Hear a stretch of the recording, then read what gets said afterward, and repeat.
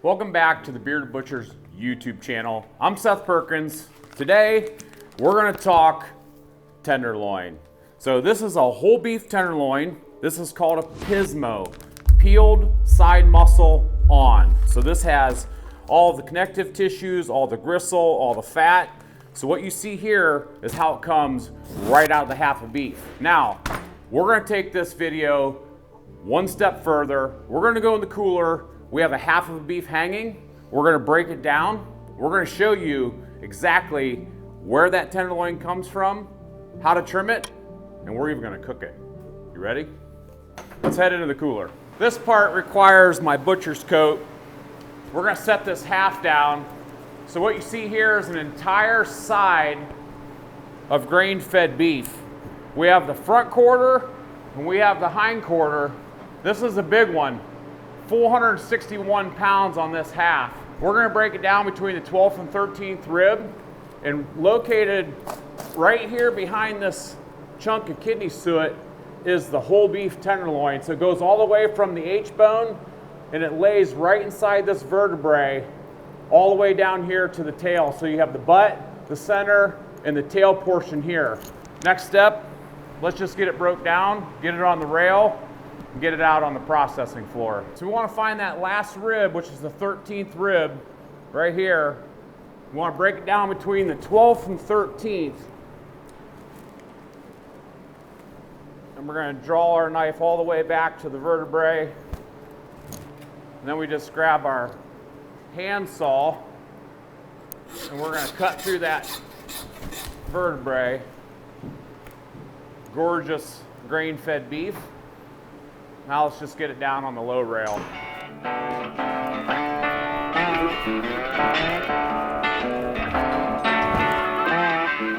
That'll squat your suspension.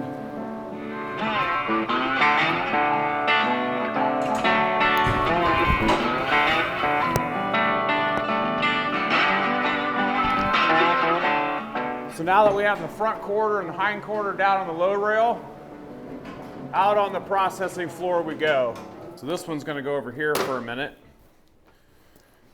I wanna start by, I'm gonna have to do some fabricating on this hind to get to this tenderloin. So some of the items I'm gonna have to remove to get to that tenderloin will be the rose meat, the flank steak, the tri-tip, the suet, and once we get all that stuff broke off, we can pull the short loin, and then the tenderloin. So we just start by peeling this rose meat off of here. This just goes into our grinds. And we pull the beef flank off. There's your beef flank steak. Get that kidney out of there.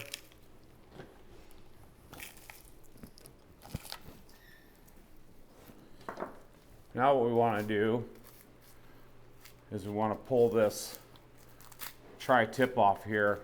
I don't normally fabricate them like this, but we're cutting caveman steaks today, so in order to cut cavemans, you have to pull this tri-tip off this way. Normally I would pull the whole tri-tip off with the round tip, but in order to save those cavemans, we have to leave that round tip on that round.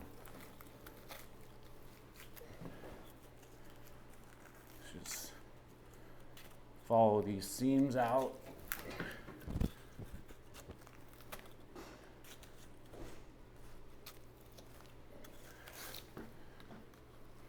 There's beef tri-tip. That'll get trimmed up. And as I trim some of this fat and this meat away, it's going to reveal that whole tenderloin located right behind this chunk of suet.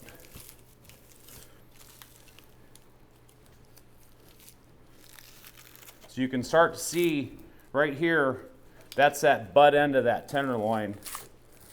You have to be careful when you take this suet out because you don't want to put any gouge marks or anything in that tenderloin. Just remove that whole chunk of suet.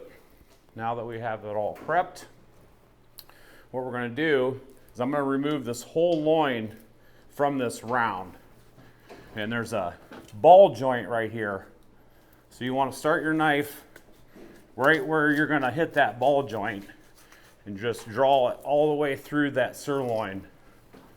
So if you look up here, I don't know if you can see it or not, you can see a ball joint right there. So once I have that opened up, I'm going to grab my handsaw. I'm going to cut through the base of that ball joint, removing that whole loin out just like that. This portion is what I'll cut into some caveman steaks, but for now, it's just going to hang there. So now, we just want to pull this whole tenderloin out of this beef loin. Start up here at this butt end, just separate some of this meat from this fat, finding these seams. I'll use my knife and I'll use my hand to just kind of start to separate that. Just want to stay right up against that H-bone. Using the tip of your knife so you can just cut and pull. So when you say you're pulling a tenderloin, you literally are pulling a tenderloin. So just want to go all the way down along that vertebrae.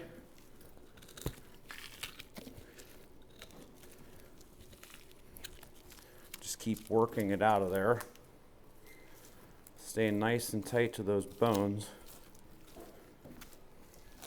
Sort of going in between the vertebrae with each cut. Just work it all the way up.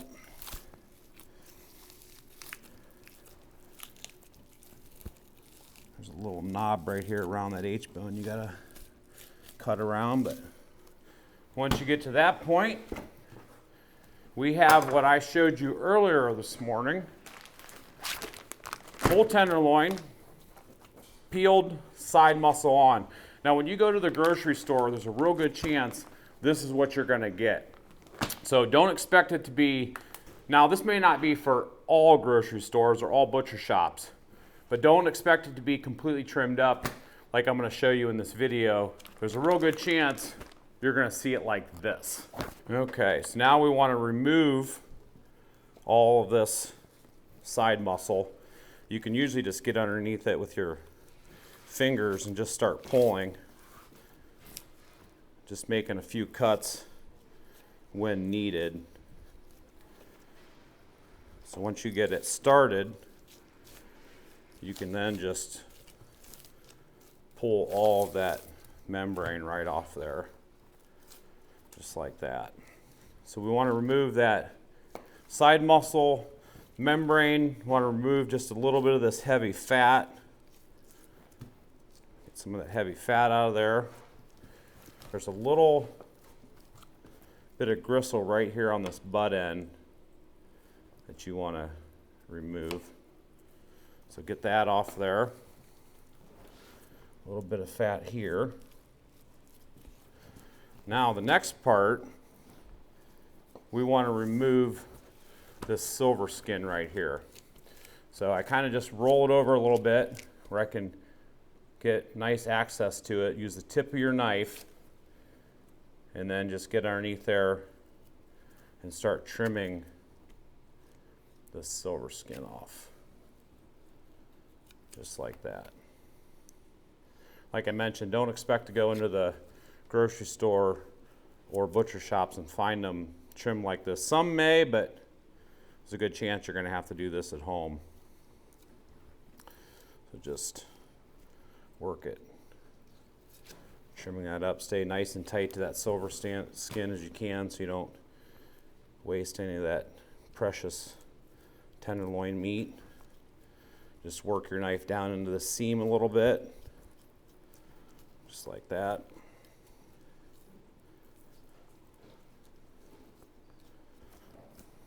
Beautiful. So now what you have is a beautifully trimmed whole beef tenderloin.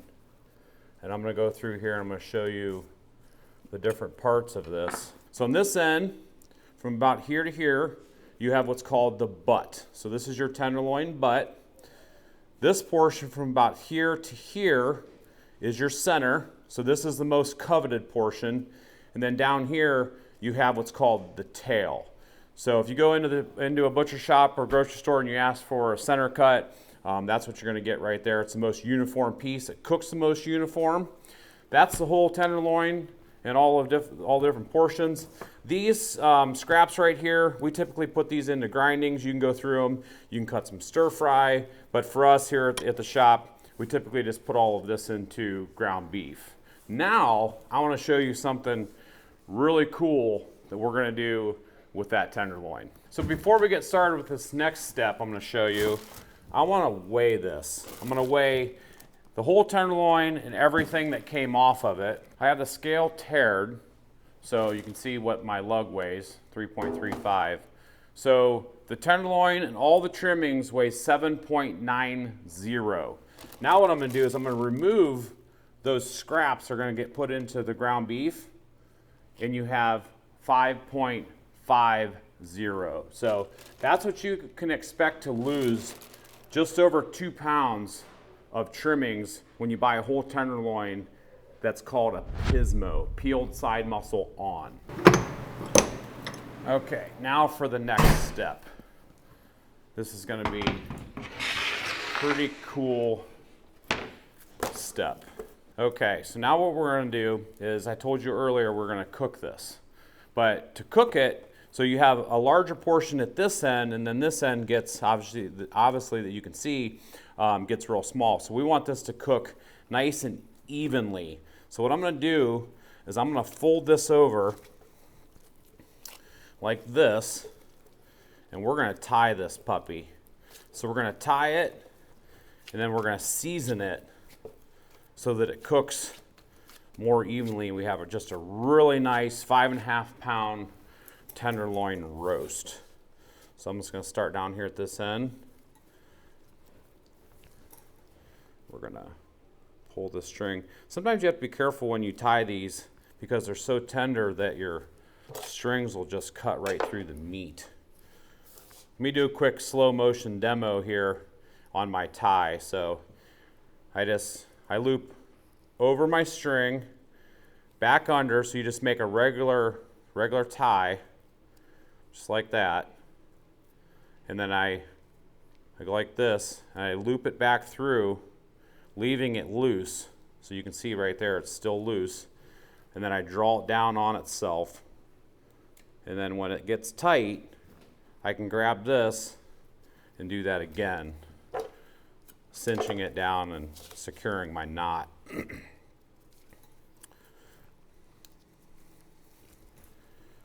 It's the butcher knot that I've used for 30 years, and it may not be the one you use, but it's the one I use, and if you don't like it, you keep using yours and I'll keep using mine. And the nice thing about this is when we're done cooking it, we can actually slice this down in between the strings, and it'll keep this held together real nice. So Christmas is right around the corner. I'm sure some of you are going to be cooking beef tenderloins for the holidays, and if you are, invite me over, because man, that would be amazing. Isn't that gorgeous? That's great. I'm gonna see if I can sneak a couple more on here, just to keep it nice and uniform. So usually when I tie strings, I kind of go back and forth. It kind of helps. That way things don't get all whopper-jawed on you. So there you have that whole tenderloin tied up all nice. The only thing left to do is to season this bad boy. Now for the dynamic duo, Bearded Butcher butter and black blend. So it probably goes without saying, obviously this is going to have butter in it. The black has molasses and coffee. These are fantastic together. We're just going to get a real nice liberal coating on here. So as a topical use for this seasoning, you really can't over season it because it's such a large chunk of meat. So just get a nice coat of butter on there. The butter and black together are fantastic. So the butter, obviously you're gonna get that nice rich buttery flavors that come through. And the black, what this is gonna do is this is gonna create a really nice bark on here. That molasses caramelizes, then it's got a little bit of that hint of that coffee flavor. You're making me hungry already. Oh man. I smell it. And it's not even 8:30 a.m. and we already want lunch. The good news is that we're going to be able to eat this today. So all seasoned up. We're going to light the grill. This is going on our charcoal grill. We're going to do an indirect smoke on this, and then we're going to do a sear. We're going to take this to about 120 degrees internal, and then we're going to go down through and we're going to slice this open. But you can't tell me that that doesn't just, that looks amazing. Who's with me? Drop a comment if you'd want to throw this on your grill. Let me know if you'd want this. The only thing left to do is head to that grill like I promised.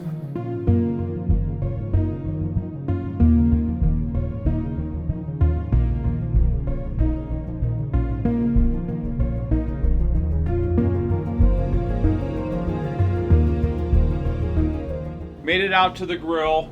We're sitting at 300 degrees. Put some hickory wood chunks in there. We're gonna roast this tenderloin. We processed beef all morning. This sat in the cooler and it's had a chance to, some of those spices, have absorbed into that meat, and you can see it has that kind of a wet texture. So I'm gonna show you when I open this grill. So on the right side of the grill, we have a heat deflector in. On the left side, there's no heat deflector. So we're just gonna position this over the portion with the heat deflector in there, and we're gonna let this baby smoke. So we're gonna let it smoke until it maybe reaches an internal temp of probably about 105, and then we're gonna transfer it over to the section that doesn't have the heat deflector, and we're gonna sear this off, hopefully pulling it at about an internal temp of about 120 degrees. So not exactly sure how long that's gonna take. If we had to guess, it'd probably be somewhere in the hour-ish range, maybe a little bit longer, but stay tuned. Meantime, we have some chimichurri mixed up. So we're gonna put some chimichurri on the top of these when they're done, and we're gonna eat some beef fillets or beef tenderloin on a random Tuesday. Well, this tenderloin roast, I wanna tell you guys, this is a non-sponsored video. It's just something that we truly love. American-made blue jeans, American-made boots from our friends over at Origin. We're friends with those guys and gals. It's a fantastic product in Farmington, Maine, 100% US made. We love their products. We think you will too. So head over to originusa.com. Check them out. I'm sure they'd love to have you. We're about 40 to 45 minutes in. Parts of this are about 105 to 106. Other parts are just slightly less than that, but you have to remember, I tried to tie this as uniform as I could, but we still do have a larger portion and a thinner portion, or a smaller portion. So we moved it from the indirect to the direct heat. Now we're just gonna sear it off. I'm gonna continue to roll it around over those nice cherry red coals.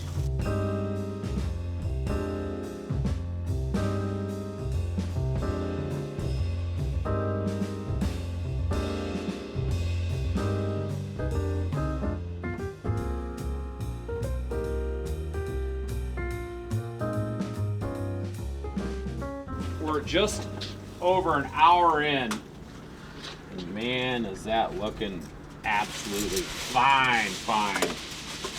We tempt, obviously, like I said, it's going to be, the temperature is going to vary a little bit because you have a thinner end and a thicker end.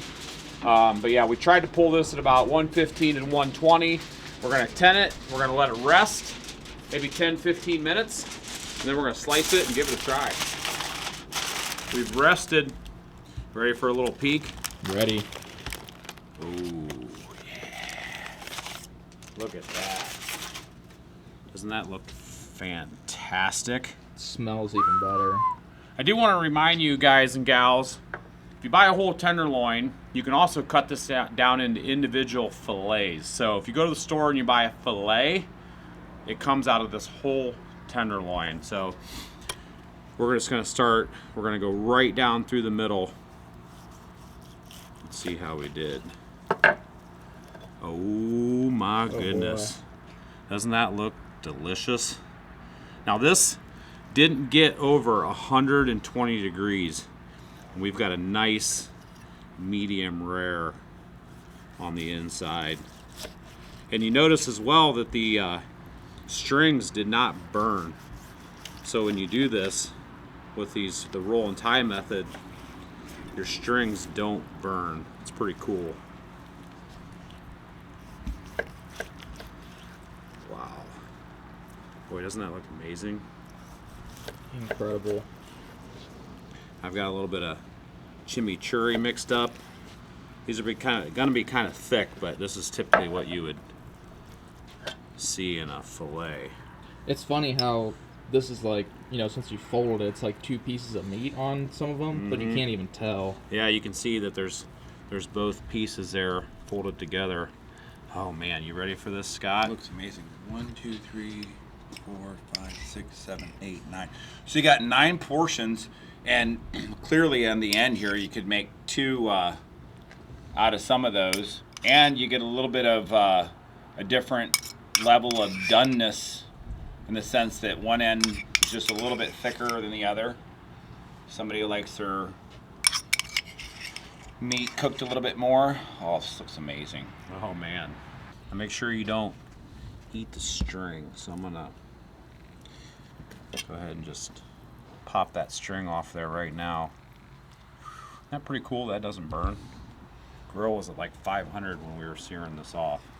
The most tender muscle on the beef. The only, you know, I guess bad rap that it gets is it really doesn't have any marbling whatsoever. But if it's cooked like this, tender like this, or juicy, the tenderness. Oh man. Man, the Look at smell of the that. seasoning with the chimichurri. Mmm. Oh.